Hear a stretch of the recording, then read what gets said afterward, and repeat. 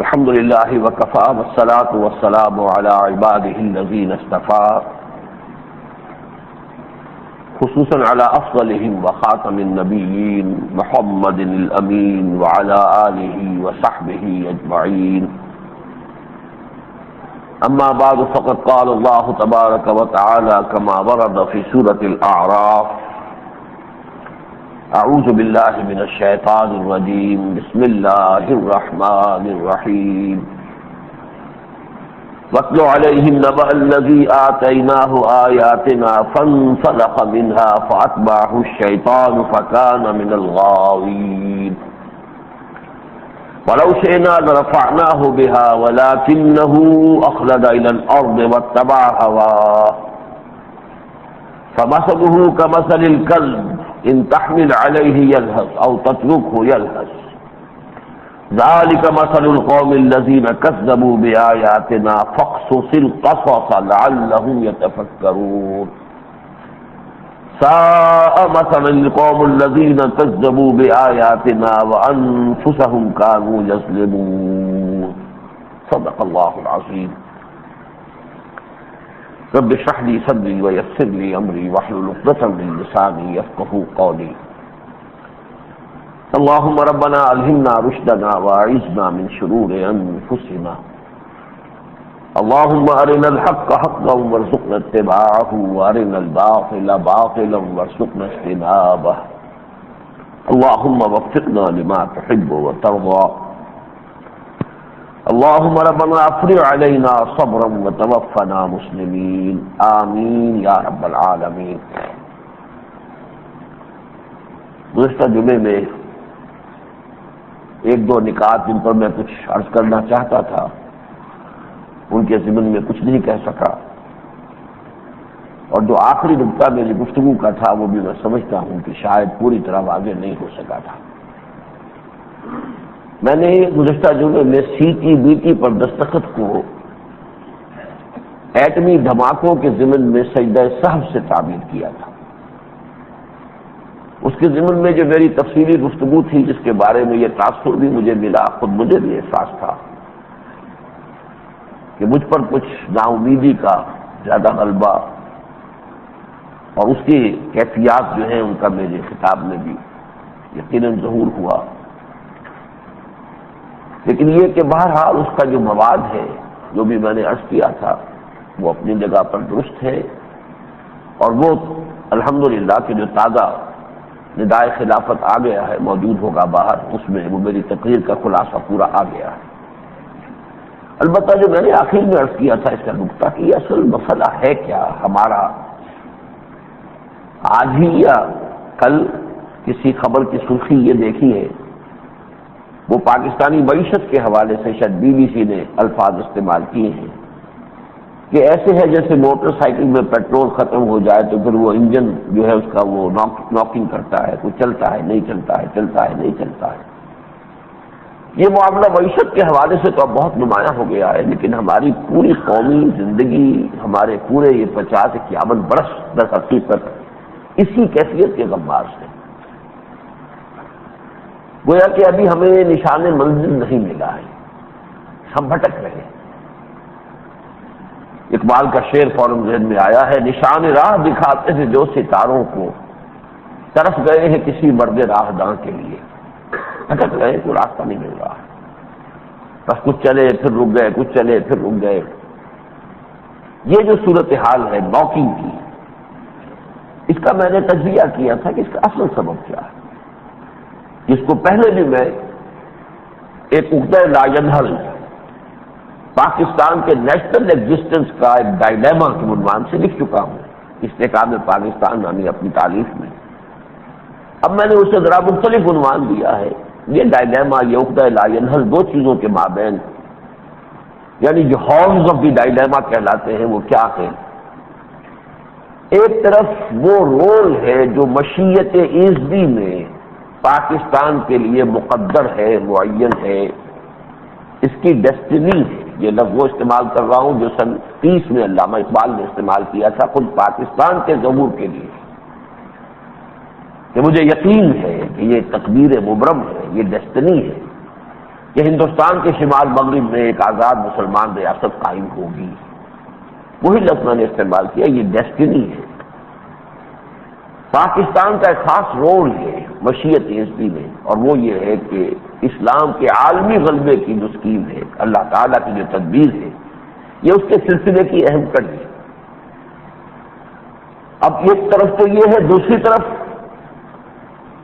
ہماری سب کی پاکستانی قوم کی بحثیت مجموعی اور بالخصوص اس کی قیادت کی، میں ان دونوں کو علیحدہ نہیں کرتا. صرف قائدین کو گالیاں دینے سے کچھ حاصل نہیں ہوتا. قائدین ہم میں سے ہی ہیں، اور ہماری ہی کیفیت جو ہے وہ ان میں ریفلیکٹ کرتی ہے، اسی کا عکس پڑتا ہے. حضور صلی اللہ علیہ وسلم کی دو حدیثیں جو ہے وہ بار بار میں نے بیان کی ہیں، اور اس پر وہ حرف آخر ہے، کما تکونون کذالک یؤمر علیکم. جیسے تم خود ہوگے ویسے ہی تم پر حاکم ہو جائیں گے، امیر بنا دیے جائیں گے. اور اسی طریقے سے اعمالکم عمالکم، تمہارے اپنے اعمال تم پر عامل بن جاتے ہیں، حاکم بن جاتے ہیں. اس لیے میں بریکٹ کر رہا ہوں، ہم سب پاکستانی قوم کی بحثیت مجموعی، لیکن بالخصوص اس کی جو قیادت ہے اس کی کم ہمتی ہے کہ وہ اس rule to prove to be equal to that rule, اس کے لیے جس جرت کی ضرورت ہے، جس ہمت کی ضرورت ہے. یہ الفاظ جو ہیں، یہ میں نے قائد اعظم کا ایک جملہ فوراً ذہن میں آیا ہے جس سے میں نے یہ الفاظ دیے اس وقت. اور جب میں میڈیکل کالج میں پڑھتا تھا تو یہ جملہ بار بار نگاہوں سے گزرتا تھا، اس لیے کہ ہمارے اسٹیگن میڈیکل کالج کے ہال میں بہت بولڈ الفاظ میں یہ جملہ لکھا ہوا ہے قائد اعظم مرحوم کا. God has given us a golden opportunity to prove our worth as architects of a new nation, and let it not be said that we didn't prove equal to the task. یہ equal to the task کا معاملہ میں نے یہاں سے لیا.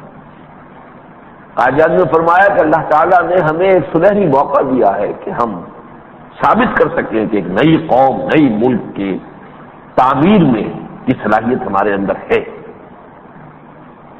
دیکھنا کہیں ایسا نہ ہو دنیا کہے کہ ہم اس صلاحیت کے نااہل ثابت ہوئے. And let it not be said that we didn't prove equal to the task. تو وہی میں عرض کر رہا ہوں کہ ہماری قیادت جو اب تک رہی ہے وہ اس رول کے ایکول اپنے آپ کو ثابت نہیں کر سکی. یہ ڈائلیما ہے جس کے لیے میں نے آپ کو شعر سنایا تھا حسرت موہانی کا رحمہ اللہ، کہ غم زندگی کا حسرت سبب اور کیا بتائیں، میرے شوق کی بلندی میری ہمتوں کی پستی. شوق بلند ہو تو ہمت بھی تو جوان ہونی چاہیے، اونچی ہونی چاہیے، محنت زیادہ کرنی پڑے گی. بقول حضرت علی رضی اللہ تعالی عنہ، بقدر القد تكتسب المعالی ومن طلب العلا سهر الليالي ومن طلب العلا من غیر قد اضاع العمر في طلب المحال. محنت اور مشقت ہی کی نسبت سے بلند مقام حاصل ہوتے ہیں، اور جو کوئی اونچا مقام حاصل کرنا چاہتا ہے اسے راتوں کو جاگنا پڑتا ہے. اور جو شخص بغیر محنت کے چاہتا ہے کہ اونچا مقام مل جائے، وہ اپنی عمر کو ایک خواہش کے اندر جو کہ ناممکن ہے، ہوش پوری ہو ہی نہیں سکتی، اس میں ضائع کر دیتا. اضاع العمر فی طلب المحال، ایک ناممکن خواہش میں وہ اس کے حوالے سے جیتا رہتا ہے، عمر ضائع ہوتا ہے.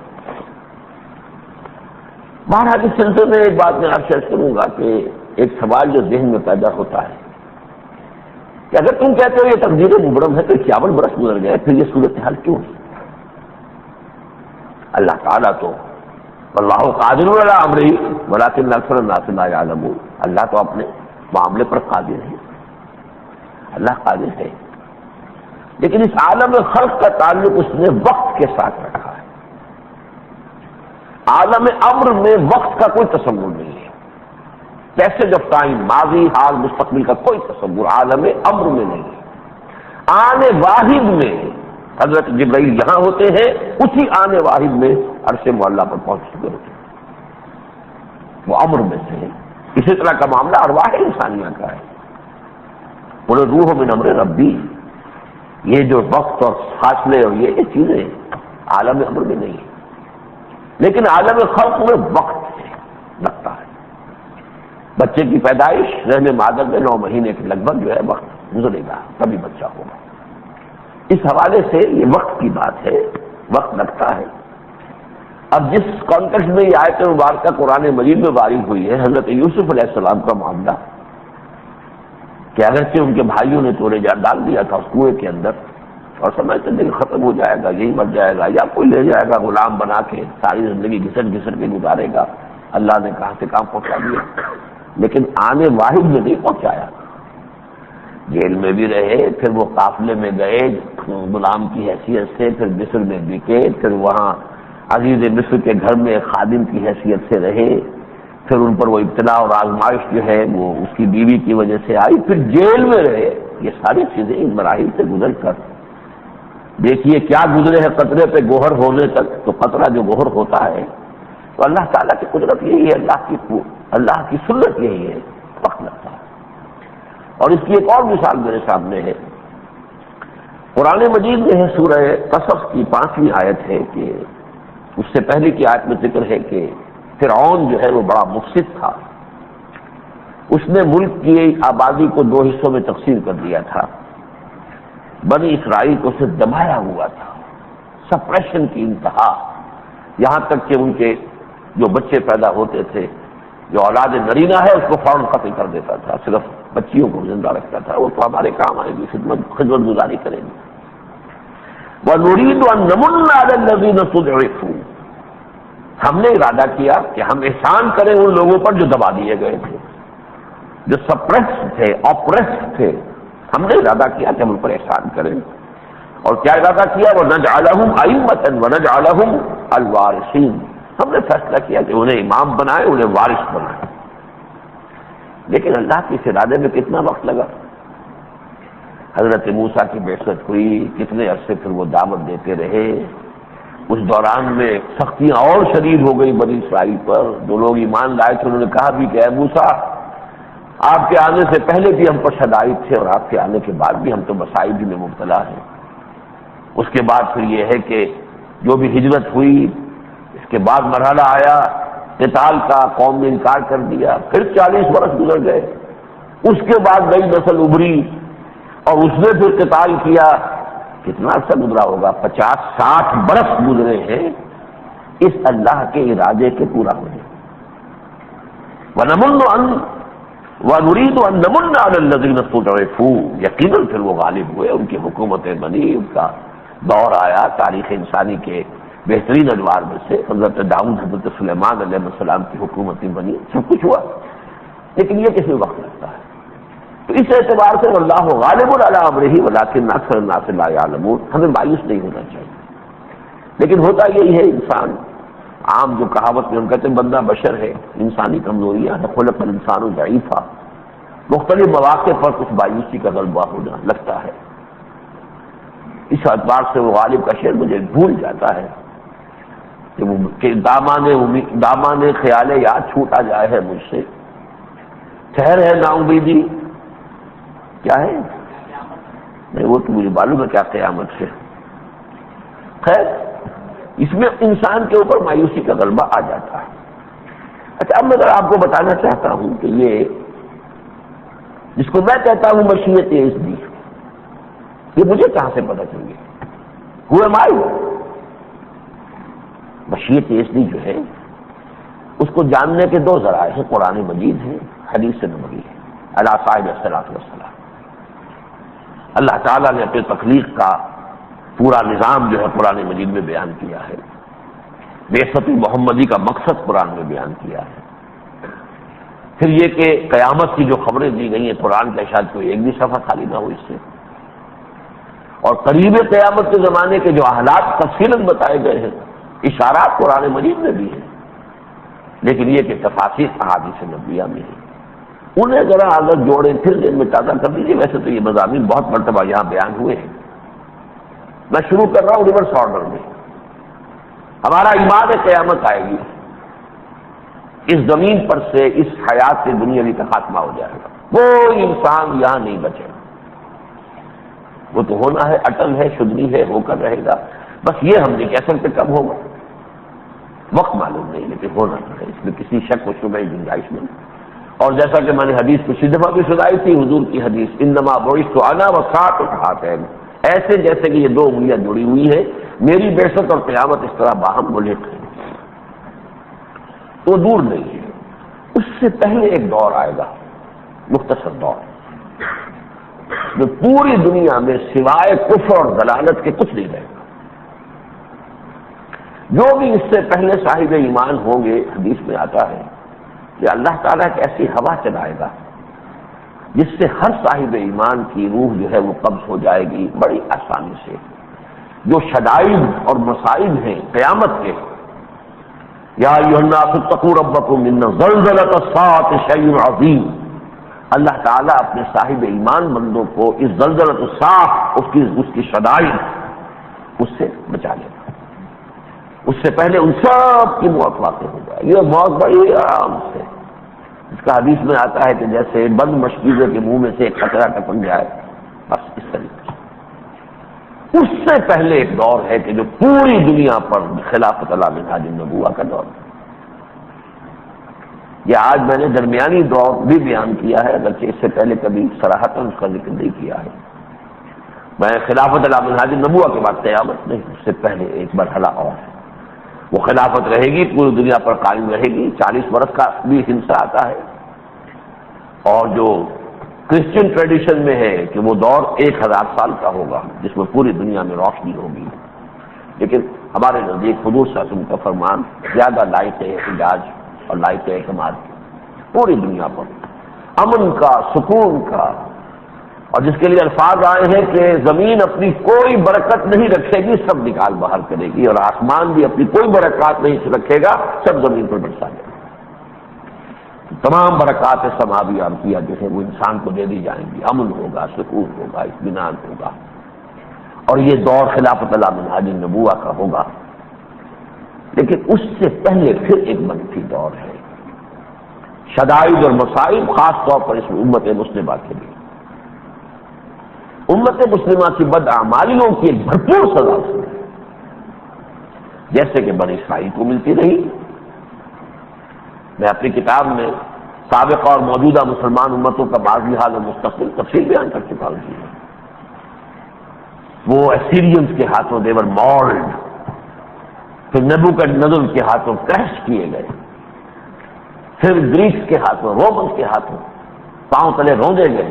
2 مرتبہ ان کا ہیکل سلیمانی جو ہے وہ گرا دیا گیا، زمین بوس کر دیا گیا، ابھی تک پڑا ہوا ہے. اندازہ کیجئے 1928 برس ہو گئے ہیں ان کا کعبہ زمین بوس ہے. اس سے بڑی سزا کیا ہوگی کسی مسلمان امت کے لیے؟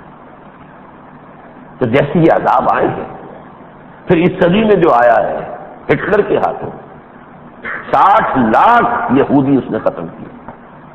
یہ تو اس صدی کی بات ہے.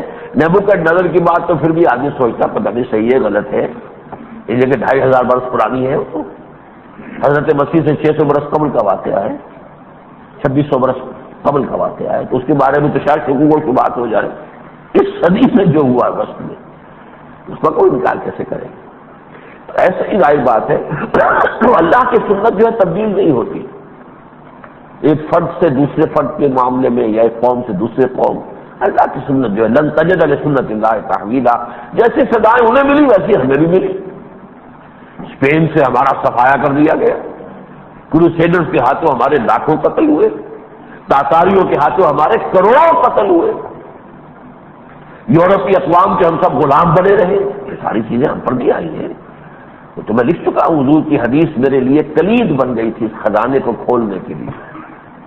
اور مجھے واقعتاً حسرت ہوتی ہے، ہمدردی ہوتی ہے ان لوگوں سے جو حدیث نبوی کا استغفار کرتے ہیں، اس کی اہمیت کو کم کرتے ہیں. مجھے تو وہ اس میں 3 کی جیمز ملے ہیں، جیمز آف وزڈم، الحکمہ. ایک ایک جو ہے وہ ایک چابی ہے، کلید ہے، بڑے بڑے مضامین جو ہے کھل جاتے. سورہ بنی اسرائیل کے پہلے رکوع کی 4 آیات، اور وہ چابی لَيَأْتِيَنَّ عَلَىٰ أُمَّتِي مَا أَتَىٰ عَلَىٰ بَنِي إِسْرَائِيلَ حَسْبَ النَّعْلِ بِالنَّعْلِ. میری امت پر بھی وہ سارے حالات وارد ہو کر رہیں گے جو بنی اسرائیل پر ہوئے تھے، بالکل ایسے جیسے ایک جوتی دوسری جوتی سے مشابہ ہوتی. پوری اسلامی مسلمانوں کی تاریخ میرے سامنے روشن ہے اس حدیث کی. بہرحال وہ سزائیں ہم کو ملی ہیں. ان جو سزاؤں کا دور ہے اس کے اور خلافت علی منہاج النبوت کے دور کے درمیان جو کچھ واقعات ہوں گے، ٹرننگ پوائنٹ وہ 2 ہوں گے. ایک سرزمین عرب میں ایک شخصیت کا منظر عام پر آنا جو قیادت کرے گا مسلمانوں کی، جن کو ہم مہدی کے نام سے جانتے ہیں۔ ہمارے نزدیک وہ ایک مجدد ہوں گے، جیسے کہ مجددین امت پہلے پیدا ہوئے۔ میرے گمان میں 15ویں صدی ہجری کے مجدد اعظم وہ ہوں گے، اور اس سے بھی پہلے عرب کے مشرقی کسی علاقے میں احیاء اسلام کا معاملہ جو ہو چکا ہوگا۔ لفظ مشرق میں پاکستان بھی آتا ہے، افغانستان بھی، ایران بھی۔ تو دوسری حدیث میں خراسان کا لفظ ہے۔ خراسان کا جو اصل ہارٹ ہے وہ افغانستان ہے، ایک کنڈا اس کا جو ہے پاکستان میں، دوسرا کنڈا جو ایران میں ہے۔ یہ چیزیں ہیں جو میں نے بہت مرتبہ بیان کی ہیں، اور اس میں جو رول ہے پاکستان کا وہ اس سے ظاہر ہے۔ 400 برس سے مجددین امت ہندوستان میں پیدا کیے گئے۔ آزادی کی تحریکوں میں سے صرف یہ پاکستان کی تحریک ہی اس میں دین کا نعرہ لگا، باقی پوری دنیا میں کہیں نہیں۔ ملایا، جاوا، سماٹرا سے لے کر موریتانیہ تک چلے جائیے، اسلام کا نام کہیں نہیں تھا۔ اسلام کا نام یہاں تھا۔ پاکستان کا مطلب کیا؟ لا الہ الا اللہ۔ آزاد ہونے کے بعد کسی ملک نے قرارداد میں مقاصد اس طرح کے پاس نہیں کی جیسے کہ ہم نے کی ہے۔ We wash our hands off the claim to sovereignty۔ ہم تو اس دعوے سے ہی ہاتھ دھو رہے ہیں، ہماری ساورنٹی کا کوئی دعویٰ ہے ہی نہیں، ساورنٹی تو اللہ کی ہے۔ یہ وہ چیزیں ہیں کہ جن کو ذہن میں رکھیے۔ تو پاکستان کا ایک رول ہے بشیت عزدی میں، کوئی تدبیر ہے، اس کی کوئی اہم کڑی ہے پاکستان۔ لیکن افسوس کیا ہے، ہم بحیثیت قوم مجموعی طور پر بھی، اور خصوصاً ہماری قیادت، وہ ابھی اس رول کے مطابق اپنے آپ کو اس کی اہل ثابت نہیں کر سکتی۔ اس میں بھی ایک بات نوٹ کیجیے، اس رول کی طرف بھی پاکستان کشاں کشاں کو جا رہا ہے، ایک بڑے دھیمی رفتار سے۔ اسے آپ کہہ سکتے ہیں کہ وہ جو بہت آہستہ چلتا ہے ٹرٹل، کیا کہتے ہیں اس کو، کچھوا، وہ کچھوے کی رفتار۔ لیکن پہم کچھوا اگر چلتا رہے تو بسا اوقات وہ کہانی آپ نے پڑھی ہوگی کہ وہ خرگوش سے بازی لے گیا، لیکن خرگوش پھر بہت تیز دوڑ کر پھر خواب خرگوش میں مبتلا ہو گیا۔ تو اس کے بعد وہ کچھوا صاحب جو یہاں سے نکل گئے مسکراتے ہوئے کہ یہ تو سو رہے ہیں یہاں، اور وہ جو ہے ہدف پر پہلے پہنچ گئے۔ پہلے یہ قرارداد مقاصد کا پاس ہو جانا معمولی بات نہیں، بڑا عظیم معجزہ۔ پھر یہ کہ سن 56 کا دستور، اس میں اسلامی دفعات آئی۔ پھر جو حملہ ہوا، کچھ اندر کی غلطی، کچھ باہر کا حملہ، وہ دستور ختم ہوا، اس میں علماء کونسل ایک رکھی گئی تھی، اور اسلامی دفعات تھی کافی کمی۔ جب اس کی نصاب کی پٹ گئی، صدر ایوب صاحب نے دستور بنایا۔ پہلے وہ چاہتے تھے کہ پاکستان کے نام میں سے اسلامیہ نکال دیا جائے، جمہوریہ اسلامیہ نہیں، جمہوریہ پاکستان۔ ان کا ارادہ یہ تھا۔ اتنے سیکولر ذہن کے آدمی تھے، بے بس ہو گئے، نام بھی وہی رکھا، اور اس نے کچھ نہ کچھ اسلامی دفعات میں کاؤنسل آف اسلامک آئیڈیالوجی انہوں نے قائم کر دی۔ چلیے ایک بڑا ادارہ وجود میں آ گیا، علماء بیٹھے رہے، اسکالرس بیٹھے رہے، مختلف فرقوں کے علماء کچھ نہ کچھ کام کرتے رہے۔ اب اس کا انبار جمع ہے، امپلیمنٹ نہیں ہوا ہے تو صحیح نا، علمی کام تو ہوا ہے۔ سن 73 میں بھٹو صاحب جیسی شخصیت سامنے آئی، لیکن دستور میں انہیں بھی لانا پڑا اسلامی، بلکہ ریپگننسی کی جو کلوز ہے اتنے واضح الفاظ میں، وہ تو سن 73 کے دستور میں آئی ہے۔ اس ملک میں کوئی قانون سازی کتاب اس کے بناتی نہیں ہو سکتی، اور جو ابھی تک ہے ان کو اتنی مدت کے اندر ان کو جو ہے قرآن و سنت کے مطابق کر دیا جائے۔ ہمارا اس میں تاخیر ہوئی کیونکہ وہ ارادہ، وہ عزم نہیں تھا، لیکن یہ تقدیر وہ لے کھینچ کر لا رہی ہے۔ مجھے حفیظ کا شعر یاد آ گیا ہے، وہ شاہنامہ اسلام کی شاید پہلی جلد میں ہے، انہوں نے اپنی کیفیت بیان کی ہے کہ مجھے میرے والدین نے پہلے تو مسجد میں داخل کیا تھا کہ وہ جو تعلیم پرانی ہماری ہوتی تھی، پھر پتہ نہیں کیا ان کا ذہن بدلا، انہوں نے وہاں سے اٹھا کے مجھے اسکول میں داخل کر دیا کہ معلوم ہوا اس دنیا کا اگر کیریئر بنے گا تو اسکول ایجوکیشن سے بنے گا، یہاں سے کیا بنے گا، مولوی بنے گا۔ تو مجھے مسجد سے مکتب کی طرف تقدیر نے کھینچا، تنازع للبقاء کی آہنی زنجیر نے کھینچا، میں مسجد سے مکتب کی طرف، اسکول کی طرف آ گیا۔ اسی طرح وہ ایک زنجیر ہے جو پاکستان کو کھینچ رہی ہے، وہ مشیت حزبی کی زنجیر ہے۔ تم چاہو نہ چاہو، لوگ موجود تھے جب قرارداد مقاصد پاس ہوئی، تب بھی موجود تھے جنہوں نے کہا تھا کہ آج ہماری گردنیں شرم سے جھک گئی ہیں، ہم دنیا سے آنکھ ملا کر بات نہیں کر سکتے کہ یہ دور 20ویں صدی عیسوی کا اور ہم خدا کی حاکمیت کی بات کر رہے ہیں۔ لوگ موجود تھے۔ یہ تو مولانا شبیر احمد عثمانی کی آخری دھمکی تھی کہ اگر تم یہ نہیں کرتے ہو پاس تو میں ابھی استعفیٰ دے کر جاتا ہوں باہر اور قوم سے کہوں گا کہ مسلم لیگ نے تم سے دھوکہ کیا۔ ہو گیا۔ پھر جیسا کہ میں نے بتایا ایوب خان تو اسلامیہ نام بھی نکالنا چاہتا تھا، اسی کے ہاتھوں کونسل اسلامک آئیڈیالوجی بنوا دی اللہ نے۔ پھر جو کچھ بھٹو صاحب کا مزاج تھا، جو ان کی سوچ تھی، میں نے ہمیشہ کہا ہے ان کے لیے بہترین الفاظ جو میں کہہ سکتا ہوں وہ یہی ہے کہ وہ اس ملک کے معاوض تنگ بن سکتے تھے، لیکن یہ کہ اور تو کوئی دینی اعتبار سے تو ان سے کوئی توقع نہیں ہو سکتی، ان کے ذریعے سے اللہ نے کام کرا ہے۔ اس لیے اس میں کوئی شک نہیں کہ جو انہوں نے فلیکسیبلٹی شو کی ہے اس وقت کنسنسس حاصل کرنے کے لیے کہ دستور سب کا متفق علیہ ہونا چاہیے، حالانکہ بڑا ضدی انسان تھا، اس میں کوئی شک نہیں، لیکن یہ کہ اس موقع پر جو فلیکسیبلٹی اس نے ثابت کی ہے وہ ایک بہت بڑا اس کا کریڈٹ ہے، تسلیم کرنا چاہیے۔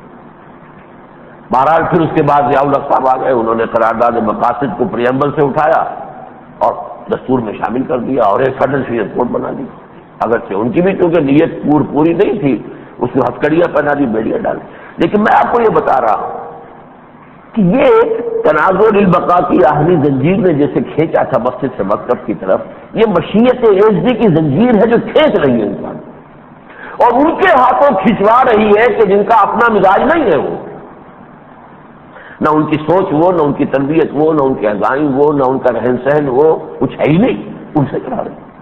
حدیث نبوی ہے ان اللہ لیؤید ھذا الدین برجل فاجر، اللہ تعالیٰ کی شان یہ ہے کہ وہ اپنے اس دین کی تائید اور تقویت کا سامان فاجر و فاسق لوگوں کے ہاتھوں کرا لے گا۔ اسی ضمن میں کہتا ہوں کہ اب جو آئی ہے ترمیم، 15ویں ترمیم، ٹھیک ہے، اس میں کنٹروورسی بھی ہے، اس میں دودھ کے ساتھ جو مینگنیاں ڈال دی گئی ہیں ان میں کچھ نہ کچھ مینگنیاں تو نکالنی پڑیں گی، اس لیے کہ یہ پوری ترمیم کو واپس لے لیں یہ تو بہت بڑی شکست ہو جائے گی۔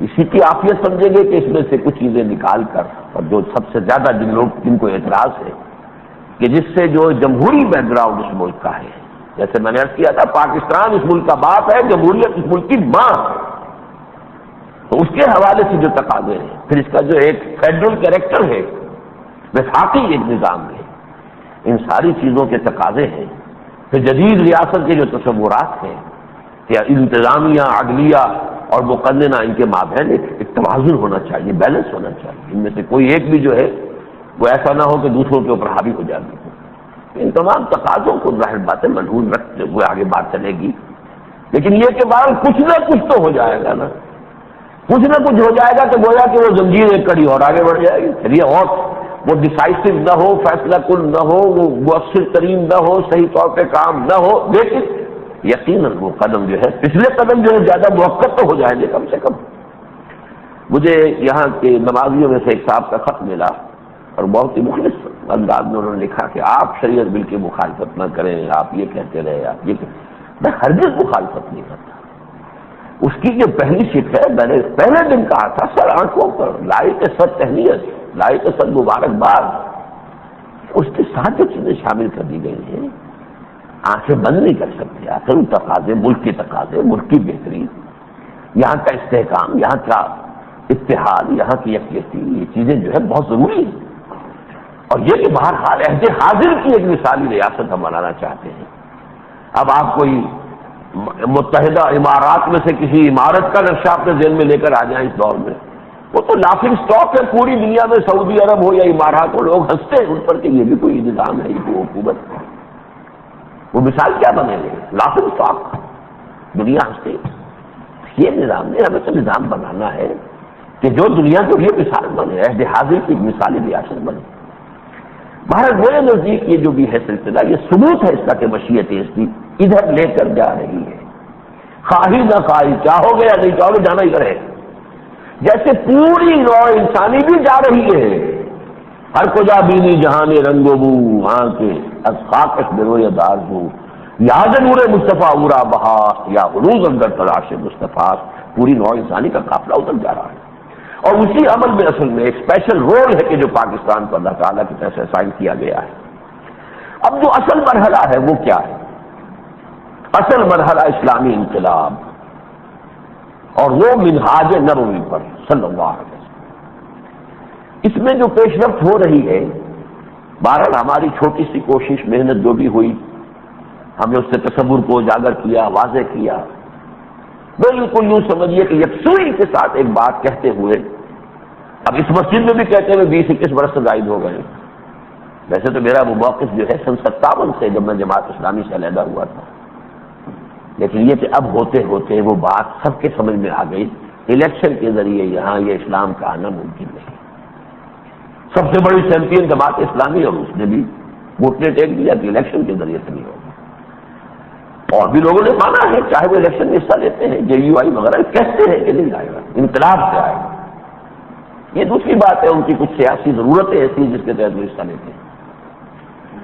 لیکن یہ کہ قاضی حسین احمد صاحب نے اب الیکشن کا راستہ چھوڑ کر ایجوکیشن کا راستہ تو اختیار کیا ہے، اور یہ الحمدللہ وہی راستہ ہے کہ جو ہم نے دکھایا اور ہم سمجھتے ہیں کہ صحیح ہے، لیکن اس میں بھی جو ہے وہ دودھ کے ساتھ میل نہیں آیا۔ ایک تو ایشوز کو کنفیوز کیا ہوا ہے، آپ کس ایشو پر ایجوکیشن کرنا چاہتے ہیں؟ اس میں کلیئرلی اسلامک ایشو، اس میں اور کوئی چیز شامل کر دیں گے تو وہ پولوشن ہو جائے گی۔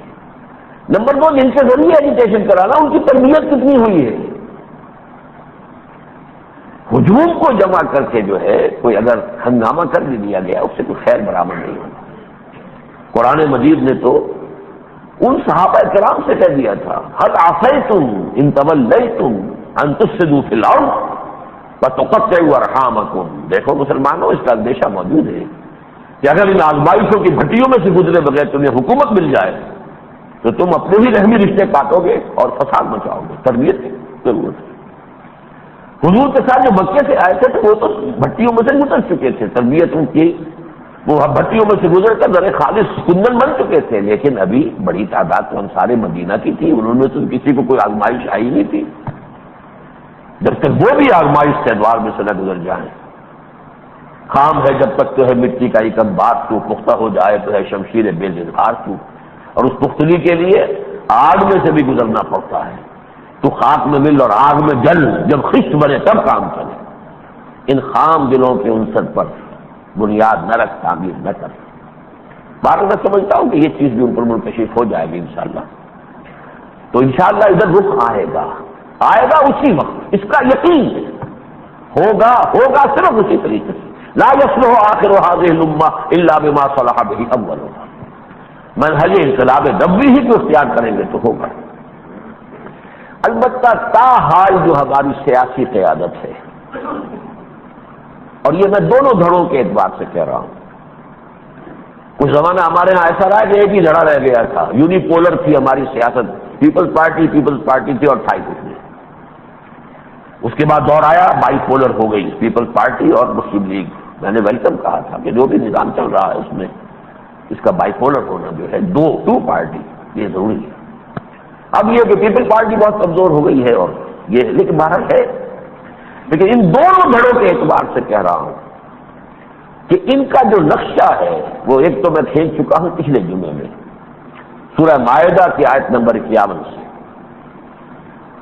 یا ایھا الذین آمنوا لا تتخذوا اليہود والنصارى اولیاء بعضهم اولیاء بعض، یا ایھا الذین آمنوا لا تتخذوا اليہود والنصارى اولیاء بعضهم اولیاء بعض ومن يتولهم منکم فإنه منهم ان اللہ لا يهدي القوم الظالمین فترى الذین فی قلوبهم مرض یسارعون فیہم ویقولون نخشى ان تصیبنا دائرہ فعسى الله ان يأتي بالفتح او امر من عنده فيصبحوا على ما اسروا في انفسهم نادمين۔ اہل ایمان یہود اور نصارہ کو اپنا دوست مت بناؤ، وہ آپس میں ایک دوسرے کے دوست ہیں، ان کا گٹھ جوڑ ہے، لیکن اگر تم میں سے کوئی انہیں اپنا دوست بنائے گا تو وہ ہمارے ہاں انہی کے زمرے میں شمار ہوگا۔ بہت سخت وعید ہے۔ اب آپ اپنی پوری تاریخ دیکھیے، پہلے دن سے ہم نے کیا کیا، بھارت کا خوف اور امریکہ کی پناہ، یہ تو خان لیاقت علی خان کے دور سے شروع ہو گیا ہے. جس زمانے میں سینٹو میڈو یہ بن رہی تھی آرگنائزیشن، پتہ نہیں بہت سے لوگوں کے لیے نام ہی نئے ہوں گے. یہ میں اس وقت جمعیت طلبہ کا ناظم اعلیٰ تھا، خواجہ ناظم الدین صاحب سے یہی گورنر ہاؤس میں ایک وفد لے کر جا کر ملا تھا. میں نے جب ان سے کہا کہ صاحب ہم اس ویڈیو پر بات کرتے ہیں، نہیں آپ طالب علم ہیں، آپ کو سیاست سے کیا مرض. بہت نیک آدمی تھے، اس میں کوئی شک نہیں، بہت سادہ آدمی. مجھے اللہ نے ہمت دی، میں نے کہا جناب آپ تو آج ہیں کل نہیں ہوں گے، آپ جن معاہدوں میں باندھ کر چلے جائیں گے قوم کو ہم نے کل سنبھالنا ہے. ہمیں بتائیے کہ آپ کیا کرنا ہے. بس ایک جملے میں وہ رام دیکھتے نا آپ دیکھیے، پنڈت نہرو تو نہیں چاہتے نا کہ پاکستان رہے، اور ہم تو اتنے طاقتور تو نہیں ہیں کہ اس کا مقابلہ کر سکیں، تو ہمیں تو کوئی مدد چاہیے نا. 3 جملوں میں پوری فورن پالیسی ہے، اور یہی فورن پالیسی ہے وہاں سے لے کے آج تک. چاہے بعد میں ہر مرحلے پر امریکہ نے ٹھوکر ماری، آخر کار ہمارے وہ بڑے فیلڈ مارشل ایوب خان کو بھی کتاب لکھوانی پڑی، فرینڈز ناٹ ماسٹرز. ہم نے آپ کو دوست بنایا تھا، آقا تو نہیں بنایا تھا. آپ تو آقا بن کے بیٹھے. لیکن یہ کب ہوا؟ جب آنکھ کھلی گل کی تو موسم کا خزاں تھا، وہ تو جو کچھ ہو چکا. بہرحال یہ ہے ہماری اب تک اس وقت تک بھی بیان ہی وہی کیفیت ہے جو اس آیت میں سامنے آ رہی ہے. وَمَن يَتَوَلَّهُم مِّنكُمْ فَإِنَّهُ مِنْهُمْ إِنَّ اللَّهَ لَا يَهْدِي الْقَوْمَ الظَّالِمِينَ. اللہ ایسے ظالموں کو ہدایت نہیں دیتا.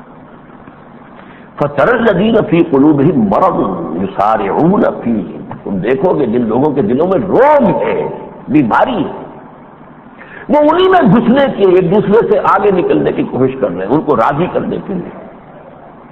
بے نظیر نواز شریف سے آگے، نواز شریف بے نظیر سے آگے، ان کی خوشنودی کے حصول کے لیے بھاگ دوڑ میں. یسارعون فیہم، اور کہتے کیا ہے وہ یقولون نخشی ان تصیبنا دائرہ. ہمیں اندیشہ ہے کوئی بہت بڑی مصیبت ہماری پر نہ آ جائے، ہمیں پناہ چاہیے، کوئی چھتری چاہیے، کوئی سہارا چاہیے. یہ ہے نقشہ پاکستان کی قیادت کا.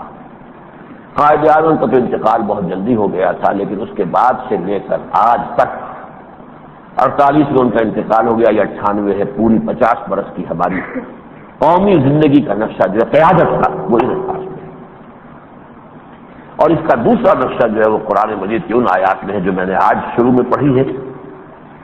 اس سے پہلے بھی ان آیات کا حوالہ میں دفعہ دے چکا ہوں.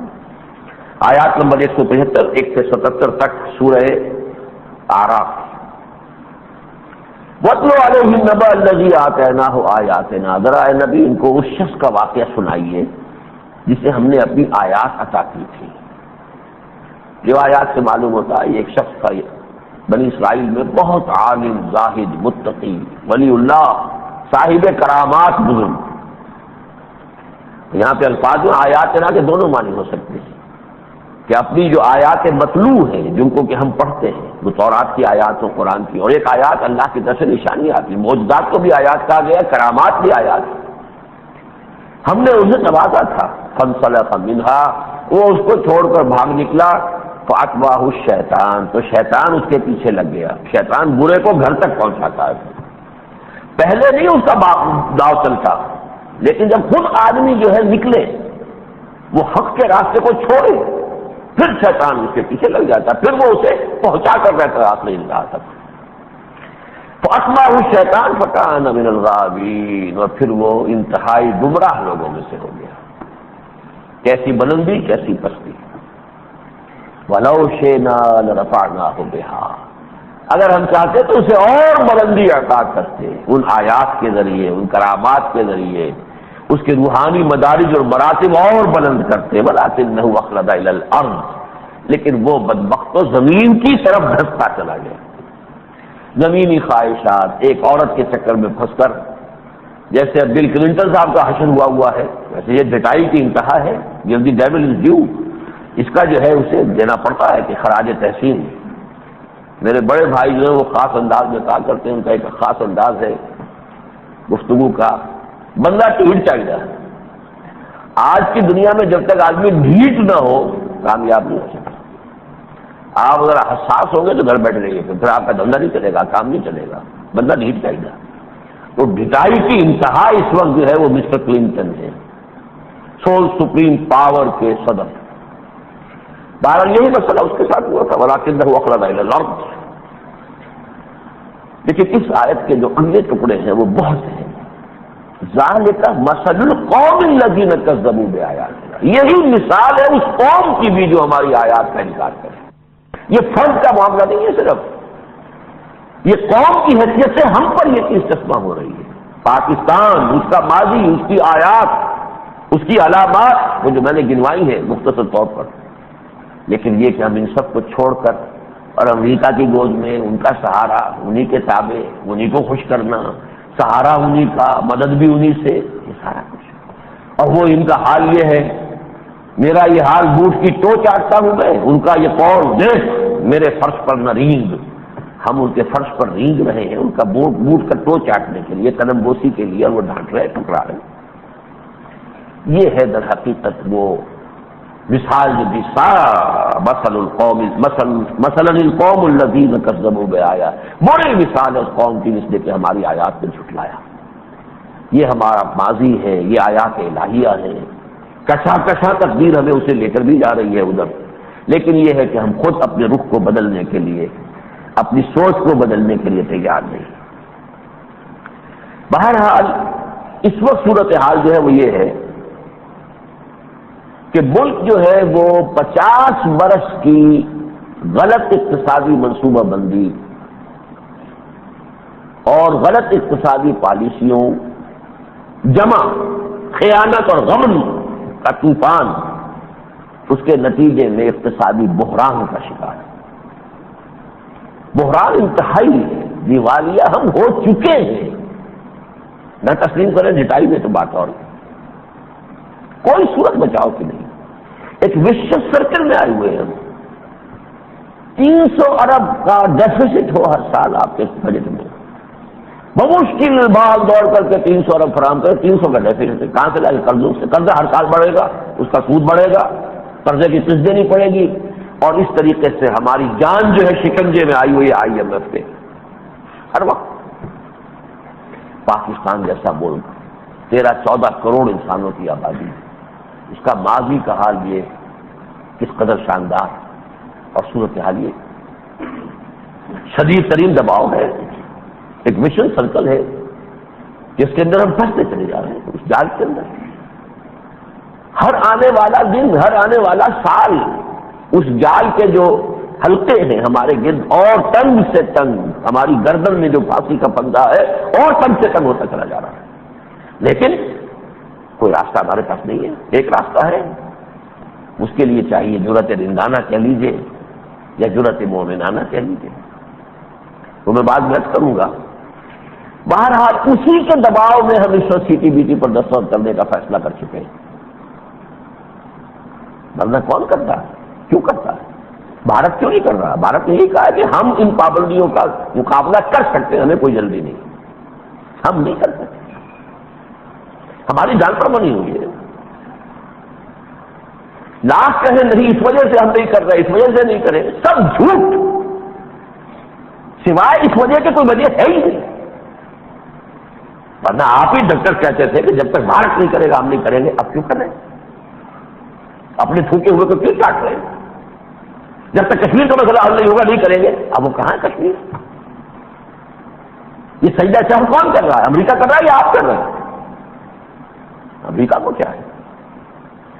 امریکہ کی کوئی احتیاج پاکستان سے وابستہ نہیں، ختم ہو چکا وہ معاملہ، گیا کہ USSR سے اسے بدلہ لینا تھا ویتنام کی شکست کا، وہاں سے بھاگنا پڑا تھا اسے دم دبا کر، وہ ایک داغ تھا امریکی قوم کے اوپر کہ روس کے وہ بائی پراکسی تو روس اور امریکہ کی جنگ تھی نا، اس کا بدلہ اس نے لیا USSR سے، اس میں جو بھی ہو گیا ہو گیا، لیکن اب امریکہ کی کوئی نہیں۔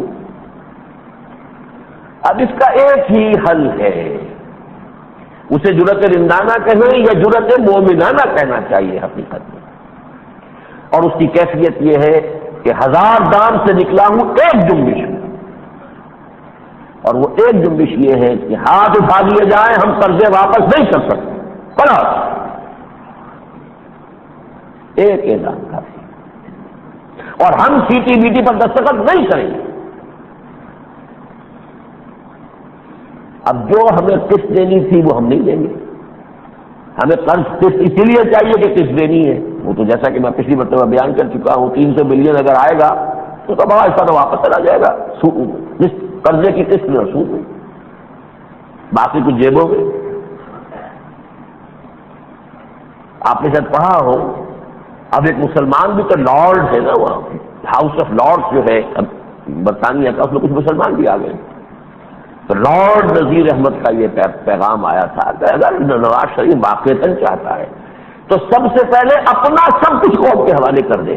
وہی بات جو میں جا کر مل کر کہہ کے آیا تھا، اور سب کچھ میں نے تو سب کچھ نہیں مانگا تھا، میں نے کہا تھا کہ آپ اپنا یہ جو رائمنڈ کی جاگیر ہے یہ دے دیں قوم کو، باہر کوئی اگر $1 بھی آپ کا ہے پھر آپ کی فیملی کا واپس لائیں، اور کوئی جائیداد آپ نے باہر بنائی ہے اسے بیچ کر پہلے جمع کر دیں، طے کر دیں کہ آئندہ کوئی نئی انڈسٹری نہیں لگائیں گے، اور جو بھی انڈسٹریز ہیں ان میں سے جہاں بھی قرضے کا معاملہ اسے دے کر ختم کریں۔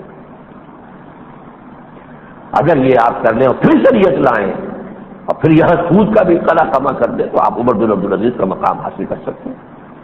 لیکن عمر، اور میں نے اسی وقت سے جب کہا تھا، مجھے اس وقت ذہن میں نام نہیں آ رہا تھا ابراہیم بن ادھم کا، اس لیے کہ انگریزی میں ایک نظم جو میں نے پڑھی تھی میٹرک میں، وہ ابو بن ادھم ان کا نام دیا ہوا تھا، وہ میرے ذہن میں آیا، تو نواز شریف صاحب نے مجھے کریکٹ کیا، ہاں ابراہیم بن ادھم کی بات آپ کر رہے ہیں، یہ بادشاہ تھے، ایک وہ شکار کا کچھ جیسے بادشاہوں کا ہوتا ہے، تو کہیں آواز سنائی دی ہے، ان کے اپنے ضمیر کی آواز تھی یا کسی فرشتے کی آواز تھی، یا ابراہیم ہو لہٰذا خلقتا لہٰذا امرتا، کیا تمہیں اس کام کے لیے پیدا کیا گیا تھا؟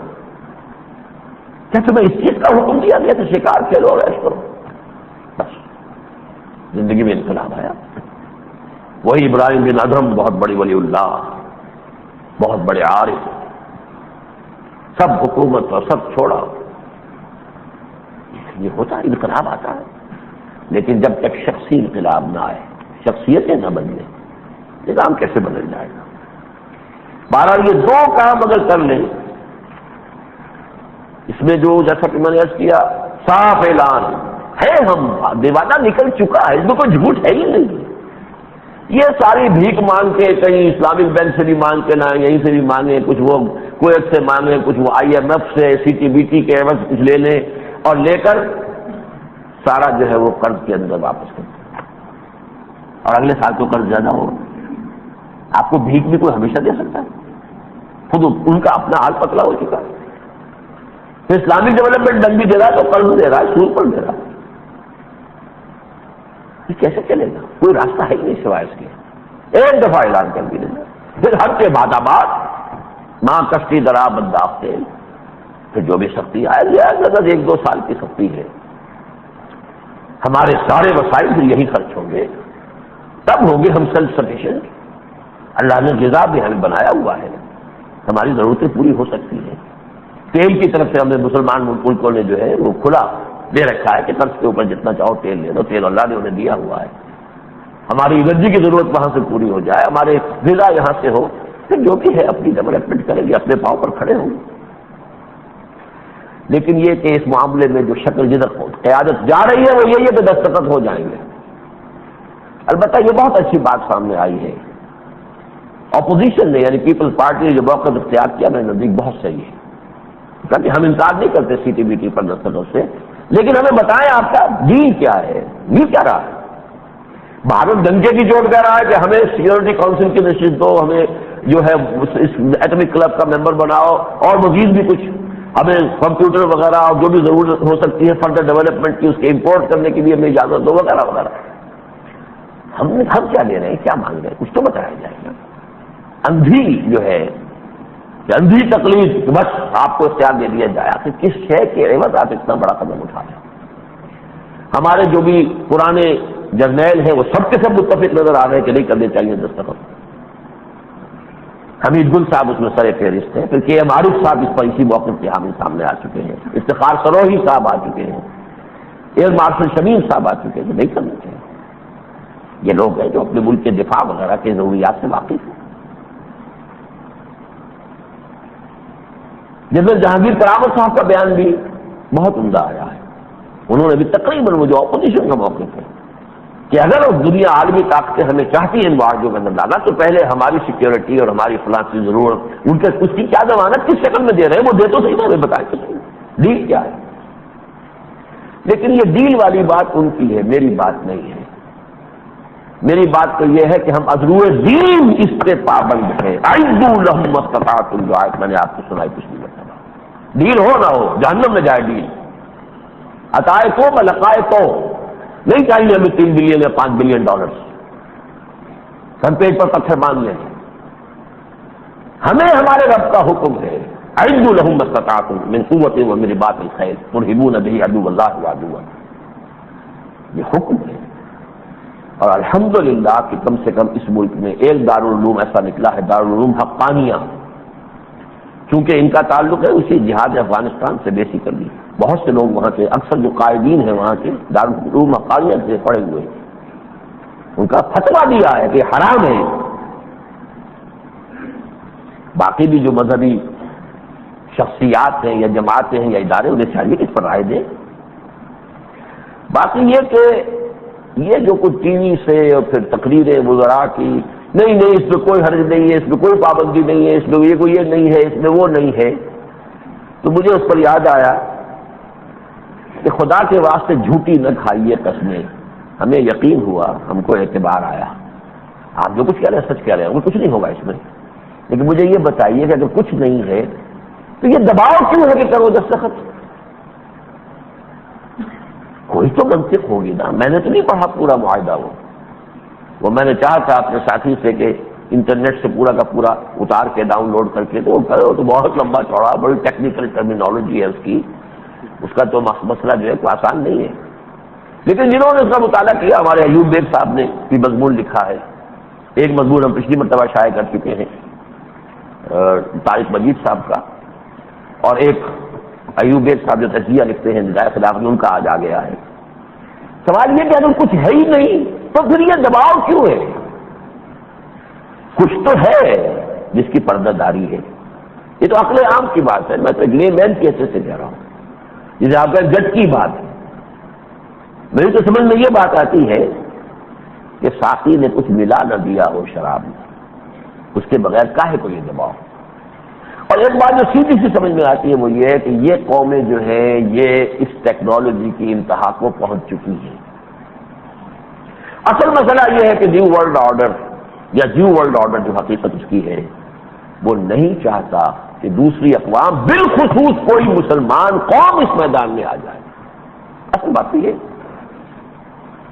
ہنٹنگٹن کا مقالہ کلیش آف سیویلائزیشنز, اصل تصادم ہونا ہے انہی سے, اسی مسلمانوں کی تہذیب سے ہونا. اور ایک مسلمان ملک نیوکلیر کیپیبلٹی کا حامل ہو جائے, اور یہ نیوکلیر کیپیبلٹی آپ مسلسل اگر ایکسپیریمنٹیشن نہیں کرتے رہیں گے اسٹیگنیٹ ہو جائے گی. چاہے آپ اس کو فارملی رول بیک نہ کریں, فارملی کیپ نہ کریں, کھلی کیپ ہو جائے گی. اس لیے کہ وہ جو لیبارٹری ٹیسٹنگ ہے اور وہ جو کولڈ ٹیسٹنگ ہے وہ کوئی آسان کام نہیں ہوتا. اس کے لیے جس قسم کے کمپیوٹرز چاہیے, جتنے حساس آلات چاہیے, وہ ہمیں کم لینے دیں گے. جس کے لیے کہ بھارت کہہ رہا ہے کہ ہمارے اوپر کوئی پابندی نہیں ہونی چاہیے, ہم وہ ساری چیزیں حاصل کریں گے, مٹیریل بھی حاصل کریں گے, ہماری امپورٹ کے اوپر کوئی پابندی نہیں ہوگی. ہم تو یہ کہیں گے کہ ضرورت نہیں کر رہے. ضرورت اس لیے نہیں کر رہے کہ وہ پھندا تو یہاں پڑا ہوا ہے, وہ اور تھوڑا سا کھینچ دیں گے, آنکھیں وہ بلائیں گی. ایک ہی ہے اس کا راستہ, اس کے لیے ہمت چاہیے, اللہ پر اعتماد چاہیے, توکل چاہیے, یقین چاہیے. سب سے بڑی شے یقین پیدا کرے ناداں, یقین سے ہاتھ آتی ہے وہ درویشی کی جس کے سامنے جھکتی ہے سب پوری. یہ جو سیموئل پی ہنٹنگٹن کا مقالہ تھا, اس کا ایک اور ظہور ہمارے سامنے آ گیا ہے. آپس میں لڑاؤ مسلمانوں کو, یہ اس کا مشورہ تھا.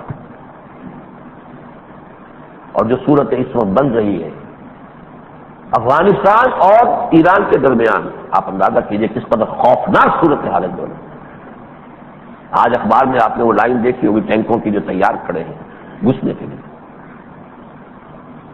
دشمنوں کے گھر میں چراغ جلیں گے, کہیں گے وہ اوپر سے نہیں مت لڑو بھائی, مت لڑو. نہیں چاہیں گے لڑیں, چاہیں گے کہ عالم اسلام جو ہے ایک دوسرے کے ساتھ دستگری ہو کر کمزور سے کمزور تر، بلکہ کمزور سے کمزور تر اور پھر کمزور ترین ہو کر رہ جائے۔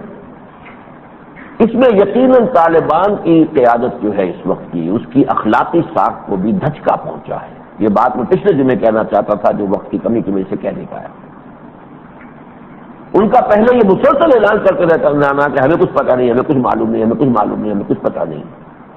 پھر جب شو فورس کی ہے ایران نے تو پھر وہ تسلیم بھی کر لیا کہ ہاں وہ قتل ہو گئے، اور یہ کہ ان کی لاشیں بھی نکل آئی۔ تو طالبان ایک اسلامی حکومت ہونے کے ناطے اس کی تو سب سے بڑی جو قوت کی بنیاد ہے وہ مورل اس کی جو ہونا چاہیے بہت، میں یہ سمجھتا ہوں کہ اسے زخم پہنچی۔ ان سے غلطی ہوئی ہے اس پر کہ انہیں انکوالیفائڈ انکنڈیشنل معافی مانگنی چاہیے، اس میں کوئی بات نہیں، غلطی ہوئی ہے ہم سے، باقی سب اس میں کوئی انانیت سامنے نہیں آنی چاہیے۔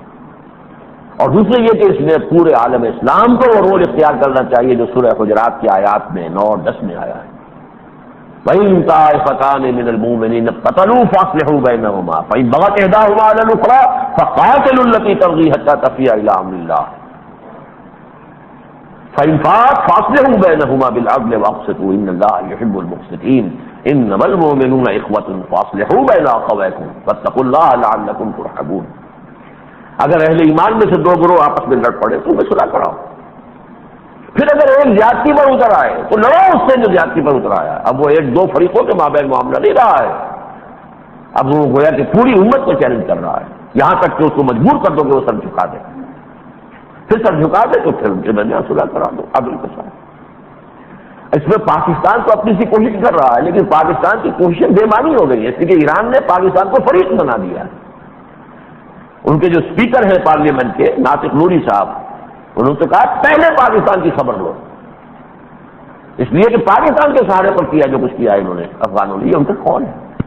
اللہ کرے کہ انہیں عقل آ جائے، انہیں سمجھ آ جائے، اور وہ بات جو ہے سمجھے کہ یہ دشمنوں کے جال میں اپنے آپ کو پھنسانے کا معاملہ ہو رہا ہے۔ ہم تو خواب دیکھ رہے تھے کہ یہ PIA پاکستان، ایران اور افغانستان مل کر ایک بلاک بنے گا جو نیو ورلڈ آرڈر کا مقابلہ کر سکے گا۔ یہ میرا خواب ہے، بڑا پرانا خواب ہے، اور میں سمجھتا ہوں خواب پورا ہوگا۔ البتہ یہ کہ درمیان میں اپس اینڈ ڈاؤن آتے ہیں، حضرت یوسف علیہ السلام جیل میں بھی رہے، اپس اینڈ ڈاؤن تو آئیں گے، واللہ غالب علی امرہ، یقیناً پاکستان کا رول بھی مبرہن ہوگا، واضح ہوگا، اور انشاءاللہ یہ 3 ممالک بھی قریب آئیں گے۔ بلکہ ہو سکتا ہے کہ یہ جو صورتحال ڈیولپ ہوئی ہے یہ فوری طور پر پاکستان افغانستان کو تو جڑنے پر مجبور کر دے گی، کیونکہ انہوں نے جوڑ دیا ہے، ایران نے تو جوڑ دیا ہے کہ یہ ایک ہی ہے، اور پاکستان ہی کے شہر پر یا پاکستان ہی کی وجہ سے یہ سب کچھ ہوا، تو کیا عجب کہ اس کا یہ نتیجہ نکلے۔ وہ جو میں کہتا ہوں کہ فوری طور پر پاکستان افغانستان کے مابین کنسیڈریشن ہو جانی چاہیے، شاید اس طریقے سے وہ بات صورت پیدا ہو جائے۔ بہرحال میرا حاصل جو گفتگو کا ہے کہ جا رہی ہے تاریخ ادھر کشاں کشاں، پورا قافلہ نو انسانی بھی یا ضرور مصطفیٰ اورا بحاس یا حدود اندر تلاش مصطفیٰ، اور پاکستان کا بھی جو رول اللہ کی مشیت میں مقرر ہے، پاکستان ادھر جائے گا۔ اب یہ میرے اور آپ کے کرنے کا فیصلہ ہے کہ ہم اس میں کیا رول پلے کر رہے ہیں۔ اقول قولی ھذا واستغفر اللہ لی ولکم ولسائر المسلمین والمسلمات۔